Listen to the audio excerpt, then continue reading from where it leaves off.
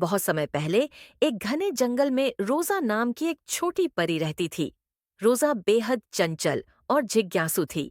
वह हर दिन जंगल के कोने कोने में उड़ती और प्रकृति के रहस्यों को जानने की कोशिश करती। उसी जंगल में ग्रुमो नाम का एक राक्षस भी रहता था। वह अपने विशाल आकार और डरावनी आवाज के कारण पूरे जंगल में कुख्यात था। कोई भी जीव उसके पास जाने की हिम्मत नहीं करता था।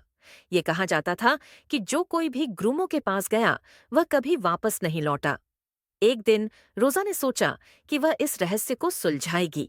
वह जानना चाहती थी कि आखिर ग्रुमो इतना खतरनाक क्यों है। वह साहस करके ग्रुमो की गुफा तक पहुंच गई। गुफा के पास पहुंचकर उसने ग्रुमो को देखा। वह बड़ा था, लेकिन उसकी आंखों में गहरा दुख छिपा था।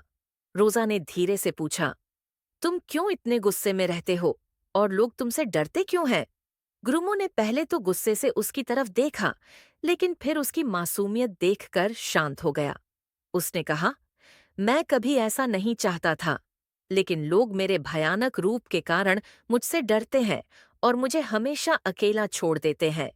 मैं दूसरों के करीब जाना चाहता था, पर उन्होंने मुझे दानव मान लिया। अब मैंने अपनी गुफा में ही रहने का फैसला कर लिया है। रोजा ने उसकी बात सुनी और कहा, अगर तुम चाहो तो मैं तुम्हारी मदद कर सकती हूँ। मैं सभी को दिखाऊंगी कि तुम सिर्फ एक राक्षस नहीं, बल्कि एक अच्छे दिल वाले हो। ग्रुमो को पहले विश्वास नहीं हुआ, लेकिन उसने रोजा की बात मान ली।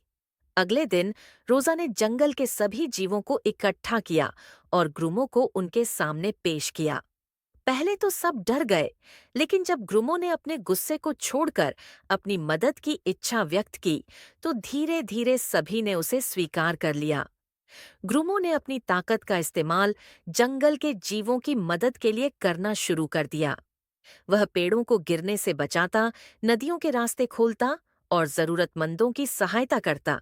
कुछ ही समय में ग्रुमो का नाम जंगल का रक्षक पड़ गया।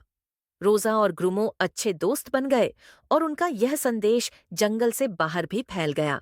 हर किसी के भीतर अच्छाई होती है, बस उसे पहचानने की जरूरत है।